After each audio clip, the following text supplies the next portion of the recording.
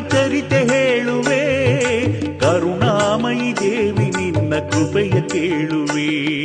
ಭಕ್ತಿಯಿಂದ ನಿನ್ನ ನಾಮ ಧ್ಯಾನ ಮಾಡುವೆ, ತಾಯಿ ನಿನ್ನ ಪಾದದಲ್ಲಿ ಮುಕ್ತಿ ಬೇಡುವೆ.